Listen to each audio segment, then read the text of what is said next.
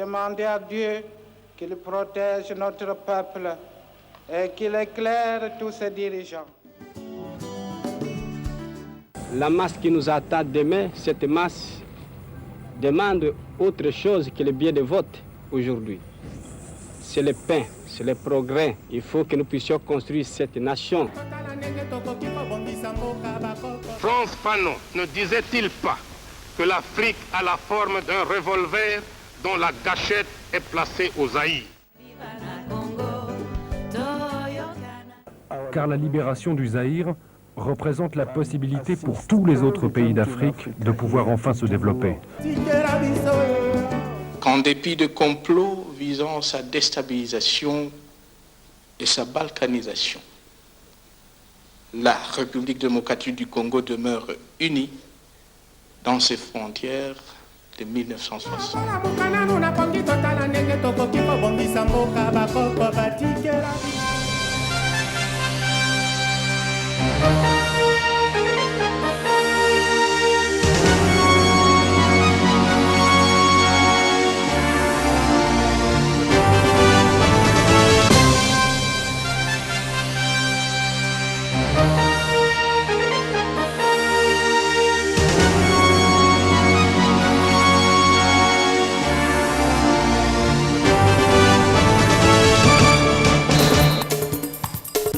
Merci de votre fidélité à Télé 7. Dans l'actualité de ce dimanche 15 décembre 2013, la session parlementaire de septembre s'est clôturée ce dimanche dans les deux chambres du Parlement. Une session extraordinaire sera convoquée incessamment pour examiner le projet de budget de l'État pour l'exercice 2014. Et les pourparlers de Kampala appartiennent désormais au passé. Le gouvernement congolais et le M23 ont signé jeudi dans la capitale kenyane des documents qui consacrent la dissolution totale du mouvement rebelle et mettent fin à son aventure militaire dans l'est de la République démocratique du Congo. Et enfin, Nelson Mandela repose désormais pour l'éternité à Kuno, son village natal. Les derniers hommages lui ont été rendus par plus de 4500 personnes invitées pour la circonstance. Déjà mardi dernier, les dirigeants du monde entier lui avaient donc déjà témoigné leur reconnaissance. Nous y reviendrons dans cette édition d'information. Mesdames et messieurs, bienvenue dans ce journal. Les députés nationaux et sénateurs ont clôturé ce 15 décembre, conformément à la Constitution de la République, la session budgétaire de septembre. Mais le projet de loi sur le budget de l'État pour l'exercice 2014, déposé en retard par le gouvernement, n'a pu être examiné par les élus. Une session extraordinaire sera convoquée pour discussion et adoption du budget de l'État. Et aussi, et surtout, le projet de loi portant amnistie, tel que stipulé par les documents signés dans la capitale kenyane. Déjà, la veille de la clôture de cette session parlementaire, Daniel Mukoko Samba a dû recourir à ses immenses connaissances pour convaincre les sénateurs à accepter en deuxième lecture le projet de loi qui sollicite le crédit provisoire en faveur du gouvernement en l'absence du budget de l'État. Selon Daniel Mukoko, ces crédits provisoires permettront au gouvernement de mieux fonctionner pendant un mois. Je vous propose de l'écouter au micro de Thierry Kassongo. Que le Parlement n'a pas eu le temps utile pour examiner le projet de loi de finances pour l'exercice 2014 déposé par le Parlement. Et puisque la session de septembre arrive à son terme le 15 décembre, le gouvernement sollicite donc des crédits provisoires pour permettre à l'État de fonctionner au courant du mois de janvier, en attendant le vote plus tard dans les deux chambres du Parlement de la loi de finances, du projet de loi de finances pour l'exercice 2014. Les crédits provisoires, c'est en fait le 12e, donc les montants qui sont prévus, le montant annuel prévu dans le budget 2013, divisé par 12, et c'est ce montant-là. Le gouvernement est autorisé à le collecter au courant du mois de janvier et à dépenser le même montant au courant du mois de janvier. Pour sa part, Jean Pamanissa, gouverneur de la province orientale, sollicite l'implication des élus locaux et nationaux de sa province pour que les propositions budgétaires contenues dans son édit de budget 2014 soient prises en compte lors de l'examen de la loi des finances pour l'année qui commence bientôt. Le gouverneur de la province orientale a mis à profit ces échanges pour restituer les activités réalisées par le gouvernement provincial lors du séjour du chef de l'État dans leur province, mais aussi les retombées positives de la récente table ronde économique organisée en province orientale. Reportage. Devant les élus de sa province, Jean Bamanissa a des mots justes pour inviter les députés provinciaux et nationaux de la province orientale à s'impliquer pour que les problèmes de leur province soient pris en compte dans les budgets de l'État. Nous avons réuni les derniers jours, je sais que les députés et sénateurs étaient très occupés, mais réuni un échantillon pour pouvoir discuter de la question du budget, parce que notamment et de retomber de la table ronde et des derniers faits, la visite du chef de l'État en province orientale. Donc concernant le budget, il est effectivement nécessaire que nous qui venons de déposer et que notre budget qui a été retenu et qui est en commission par l'Assemblée provinciale puisse être en tout cas communiqué au niveau des députés provinciaux et des sénateurs qui vont très rapidement pouvoir travailler sur le budget national qui devra reprendre nos chiffres. Donc pour cela, il faut que cette relation-là puisse exister et que nous puissions vraiment soulever tous nos points et être soutenus par l'autorité budgétaire que le Parlement à travers ces deux chambres. Une rencontre saluée par les notables de cette province qui promettent de tout mettre en œuvre pour développer leur contrée. Notre contribution, c'est d'apporter de la matière au gouverneur. Que le gouverneur puisse les prendre, qu'il puisse s'en approprier en tant qu'autorité morale de la province pour que la province monte en haut. Nous avons tous les atouts. Le ministre provincial du budget, Armand Kasumbu, a quant à lui exhorté les élus de la province orientale à mouiller leur chemise pour doter la province des moyens conséquents pour son développement économique. Le secteur public, le secteur privé et la société civile s'engagent à lutter contre la corruption en République démocratique du Congo. Les trois partenaires ont, pour se faire signer lundi dernier, en présence du Premier ministre, un pacte national anticorruption. Le vœu du chef du gouvernement consiste à rompre avec les pratiques qui favorisent la corruption. Ici, de noter que cette signature est intervenue au moment où le monde entier célébrait la journée mondiale de lutte contre la corruption. La cérémonie des signatures est intervenue à Fleuve Congo Hotel, nous dit Doudou Ndombe.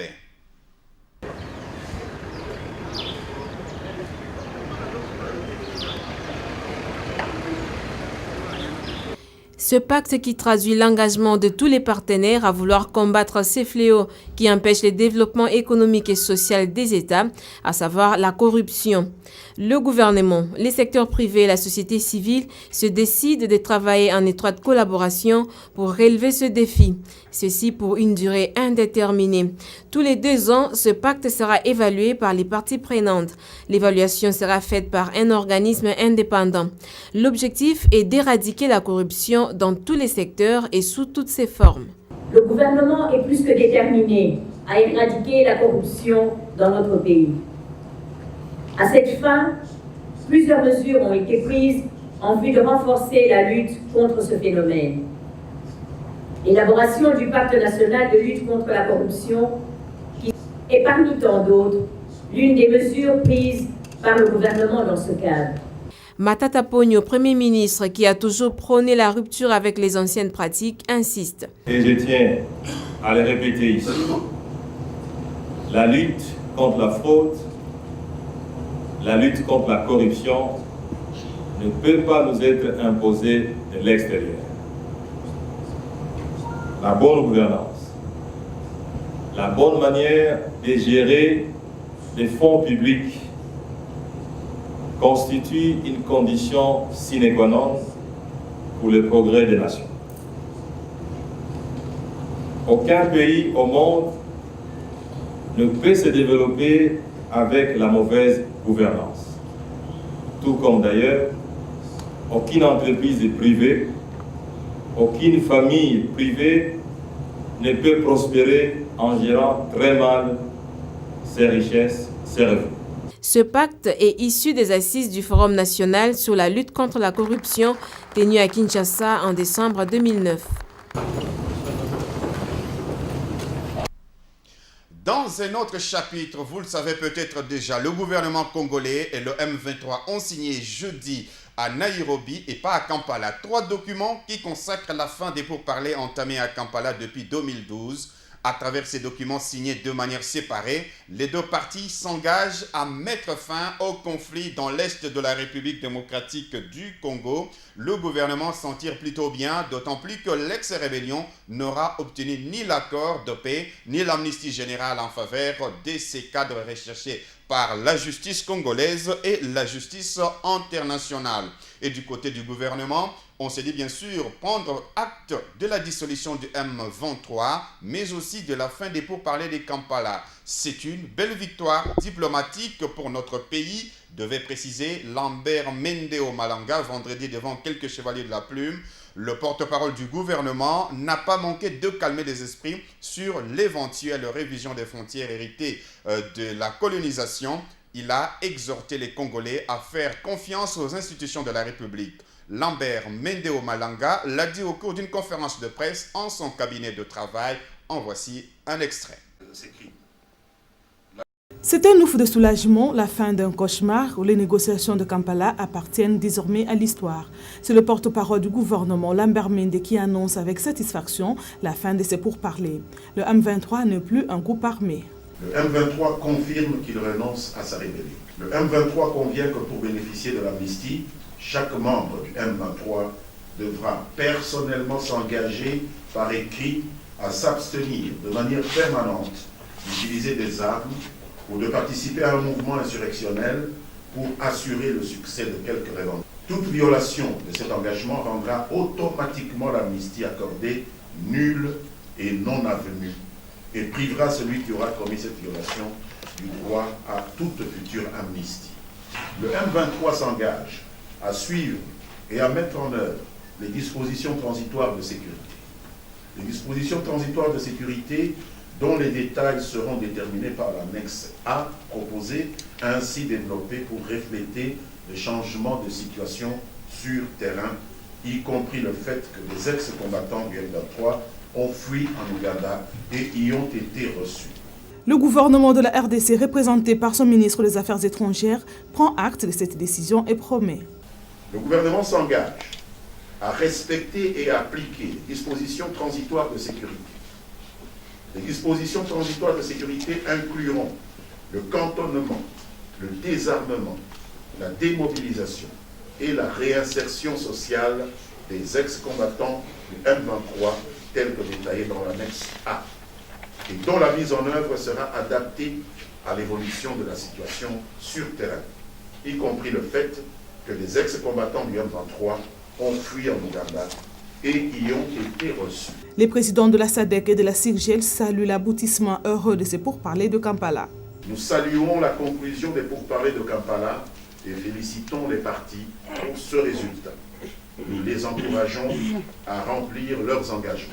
Nous prions les partenaires internationaux, notamment les Nations Unies et l'Union africaine, de travailler ensemble et de fournir soutien et ressources au gouvernement de la République démocratique du Congo pour la mise en œuvre des engagements pris dans le cadre des pourparlers de Kampala et le processus de suivi selon qu'il conviendra. Pour éviter de retomber dans la situation du RCD, du CNDP et bientôt avec le M23 qui sera mué en parti politique, Kinshasa doit ouvrir l'œil et le bon. La République démocratique du Congo et le Burundi s'accordent à régler ensemble plusieurs questions d'intérêt commun, dont celles liées aux réfugiés, aux frontières et à la circulation des personnes et de leurs biens. Le ministre burundais de l'Intérieur, qui a pris part aux côtés de son homologue congolais aux travaux de la réunion mixte à Kinshasa, a souhaité que toutes ces questions soient approfondies lors de la tripartite RDC-Burundi-HCR. Les détails dans ce reportage. Richard Mouyej et Edouard Ndouimana ont paraphé le rapport final des travaux mixtes RDC-Burundi sur les questions liées aux réfugiés congolais vivant au Burundi et ceux du Burundi vivant en RDC, à la sécurité dans la plaine des Ruzizi et à la problématique de la démarcation de la frontière commune. À l'issue des échanges, quelques recommandations ont été formulées, à savoir l'organisation au courant du premier trimestre de l'année 2014 d'une réunion tripartite au Burundi entre la RDC, le Burundi et le HCR sur la question des réfugiés en vue d'évaluer et redynamiser le processus de rapatriement. Effectuer une mission de sensibilisation dans le camp pour le retour des réfugiés congolais en marge de la réunion tripartite. Appliquer l'accord d'Addis Abeba sur la neutralisation des forces négatives, y compris les éléments résiduels du FNL en RDC. Et le gouvernement congolais a été prié de prendre toutes les dispositions pour le rapatriement dans leurs pays respectifs des populations arrivées clandestinement en RDC en provenance de la Tanzanie. Enfin, les deux gouvernements se sont engagés à renforcer le contrôle à leurs frontières. En marge de la célébration du 65e anniversaire de la Déclaration universelle des droits de l'homme, le Bureau des Nations Unies aux droits de l'homme vient de publier le rapport sur la situation des droits de l'homme en République démocratique du Congo. Il ressort de ce rapport que 345 cas de violation ont été enregistrés en octobre 2011 à janvier 2012. Ce rapport, le contexte électoral de 2011 bien sûr, d'où la nécessité, selon le représentant adjoint du secrétaire général des Nations Unies, de poursuivre les auteurs de ces violations avant le prochain cycle électoral. Mariam Boya et Cédric Kidimbo pour le reportage. Ce rapport sur les violations de droits de l'homme enregistré par l'ONU entre le 1er octobre 2011 et le 31 janvier 2012 dans le contexte des élections de novembre 2011 afin de prévenir la répétition de tels crimes est non exhaustif. Le général Wafi fait savoir que plus de 400 personnes ont été privées de liberté d'expression durant cette période. Le représentant adjoint du secrétaire général des Nations Unies encourage les autorités congolaises à conduire à leur terme ces investigations afin que les responsables payent de leurs actes et donnent ici l'objet de ce rapport. J'encourageais les autorités congolaises et notamment les autorités judiciaires pour que ces investigations judiciaires soient conduites à leur terme, pour que les responsables de ces violations, à un titre ou à un autre, soient traduits devant les juridictions compétentes et rendent compte tous ces faits qui sont contenus dans le rapport. Par ailleurs, ces mêmes rapports indiquent que les forces de défense et de sécurité ont été responsables de plus de la moitié des violations documentées et les violations les plus graves ont été enregistrées à Kinshasa ainsi que dans la province du Kasaï oriental. La protection des défenseurs des droits de l'homme en République démocratique du Congo préoccupe au plus haut point les États membres de l'Union européenne. C'est ce qui a motivé l'Union européenne et les défenseurs des droits de l'homme à organiser un dialogue sur la question. À l'issue de ces travaux de 2 jours, l'Union européenne a rassuré ses interlocuteurs de son engagement à continuer à appuyer ce secteur pour atteindre l'objectif fixé. C'était dans la salle VIP de l'hôtel Sultani, nous dit Thierry Kassongo. Les États membres de l'Union européenne et les défenseurs des droits de l'homme de la République démocratique du Congo, ils se sont engagés à poursuivre leur collaboration pour la défense des droits des citoyens. Cet engagement intervient à l'issue de 2 jours de partage sur les conditions de travail des défenseurs des droits de l'homme sur l'ensemble du pays. Pour Jean-Michel Dumont, ambassadeur de l'Union européenne en RDC, beaucoup reste à faire pour atteindre les résultats escomptés. Je ne doute pas donc que ces discussions auront été utiles. L'objectif est clair, faire progresser ensemble la situation des droits de l'homme et leurs défenseurs en République démocratique du Congo. Alors beaucoup de travail reste à faire, notamment en matière de lutte contre l'impunité, de liberté d'expression et d'égalité entre les femmes et les hommes. Je crois que le travail qui a été fait est utile et que nous pourrons renouveler l'exercice, notamment dans la perspective des élections locales qui sont extrêmement importantes pour faire émerger une nouvelle classe politique plus proche des préoccupations de l'opinion. Les activistes des droits de l'homme, premiers bénéficiaires de ces échanges de haut niveau, ne cachent pas leur satisfaction.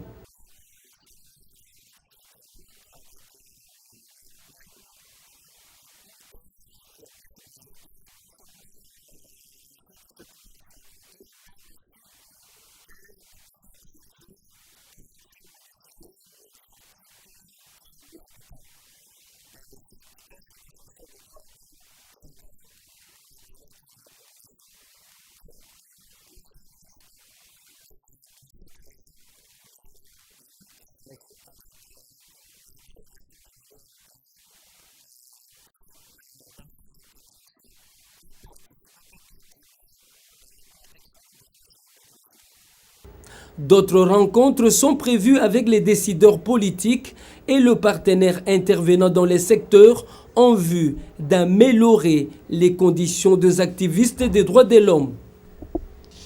L'université du CEPROMAD a clôturé jeudi dernier ses journées scientifiques placées sur le thème « La semaine du manager congolais ».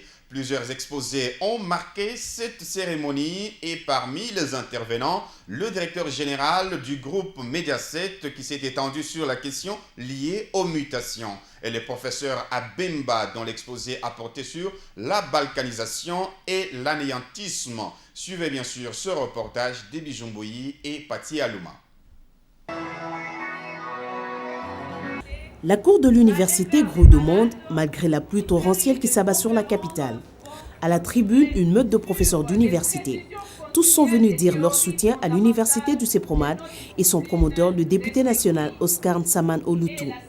Au menu, une série d'exposés sur le management. Parmi les orateurs, deux sortent du lot. Freddy Moulumba, DG du groupe Mediaset, électrise l'assistance lorsqu'il aborde la question liée aux mutations que connaît le monde et la RDC. Le patron de Télé7 est arrêté à plus d'une fois par des ovations de la foule. Le sujet est très beau et captif. Le professeur Abemba crève l'abcès lorsqu'il expose sur la RDC entre la balkanisation et l'anéantisme. Lorsque le modérateur du jour, Charles Tonsi, annonce le recteur magnifique de l'université du CEPROMAD, l'assistance exulte. Orateur hors pair, le professeur Nsaman, comme son speech, fait rendre hommage au chef de l'État pour la victoire des FARDC.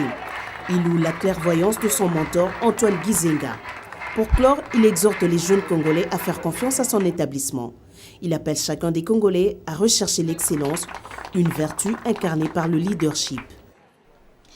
Le Premier ministre congolais Matata Ponyo a donné vendredi le coup d'envoi du projet de fourniture en équipements médicaux et la réhabilitation des structures sanitaires publiques au pays. Élaboré par le ministre de la Santé publique, ce projet devrait permettre au gouvernement de moderniser les formations médicales publiques en vue d'offrir à la population congolaise des soins de santé de qualité. Estimé à 80 millions de francs congolais, ce vaste programme est totalement pris en charge par le Trésor public.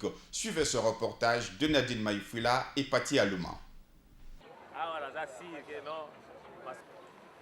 Devant les officiels et la population réunie, le ministre de la Santé publique donne le go à l'exécution du projet de son ministère, celui de réhabiliter et d'équiper les hôpitaux de référence et centres de santé en matériel didactique moderne et neuf. 10 mois après, ce qui n'était qu'une idée est devenu réel. Satisfait d'avoir atteint en partie son objectif, Félix Kabange Numbi attend doter la RDC des structures sanitaires rénovées. L'heure de la modernité dans les secteurs de la santé a sonné.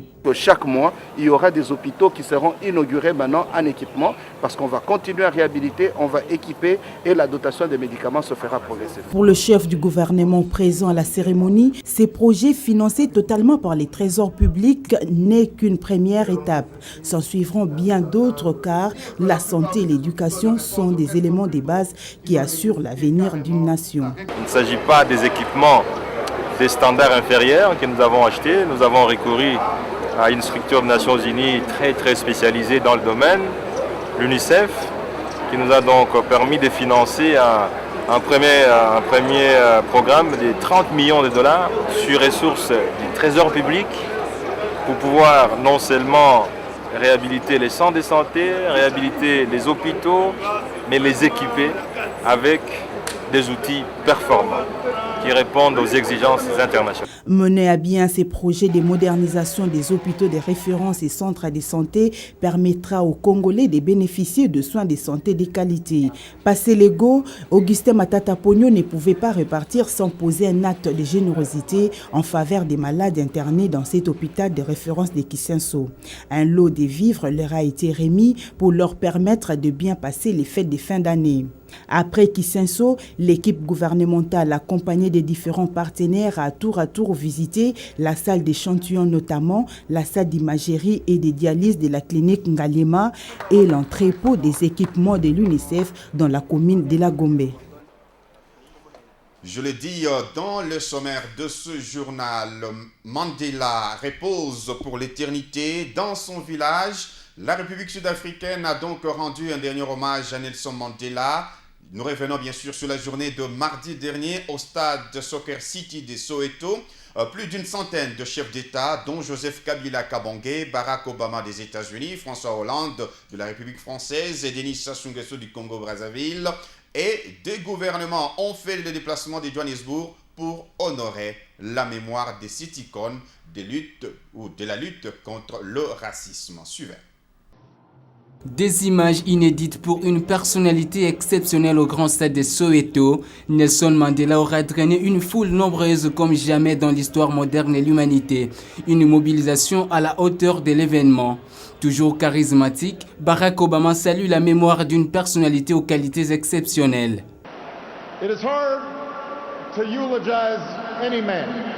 Il est difficile de faire l'éloge de toute personne, de trouver les bons mots pour exprimer les événements et les dates qui font vers soi-même. C'est un temps d'introspection, quel que soit l'endroit où nous nous trouvons, quelles que soient les circonstances. Il faut que nous nous posions cette question. Comment ai-je appliqué ces préceptes dans ma propre vie? Et c'est une question que moi, je me pose.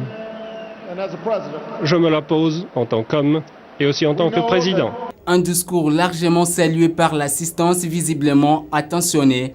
Barack Obama exhorte le monde entier, les hommes politiques en particulier, à lutter contre les injustices et l'oppression.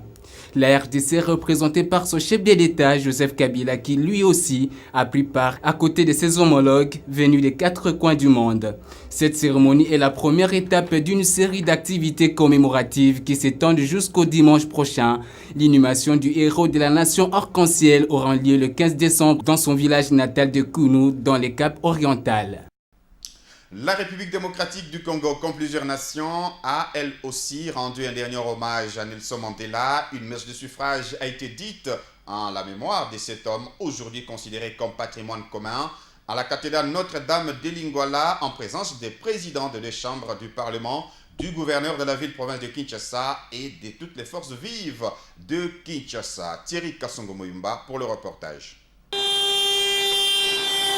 C'est un hommage mérité que les Kinoises et Kinois rendent à Nelson Mandela. Au cours de cet office religieux organisé par l'hôtel de ville de Kinshasa, l'officiant du jour, Monseigneur Bodiko, ne manque pas de retracer les valeurs républicaines qu'incarne la personne de Madiba. Le sacrifice, le pardon, l'amour du prochain, l'esprit de compassion, la considération de toutes les races et l'unité du monde. Le prélat salue par ailleurs le courage de ces grands hommes d'État.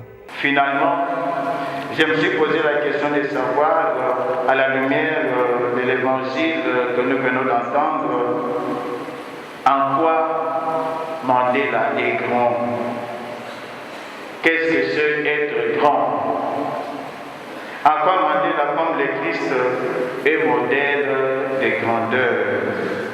Le gouverneur de la ville-province de Kinshasa, André Kimbuta, a lui aussi le mot juste pour louer la communion entre les deux peuples. Le peuple congolais en général et la population de Kinshasa en particulier fut saisie de moi et ne put retenir ses larmes pour plairer un homme exceptionnel, hors du commun, qui durant des décennies lui aura servi de modèle et symbolisé un mythe, un rêve, une fascination. Des messages des églises, l'armée du salut, l'église indépendante, orthodoxe et la communauté islamique traduisent et reconnaissent l'implication de l'icône de la paix dans plusieurs crises dans le monde. Ce qui n'a pas laissé l'ambassadeur de la République sud-africaine et sa communauté indifférents. Il a remercié le peuple quinois et congolais pour cette marque de reconnaissance. Et voilà qui termine cette édition d'information. Merci de nous avoir reçus chez vous et bonne suite des programmes sur la télé républicaine Télé 7. Au revoir.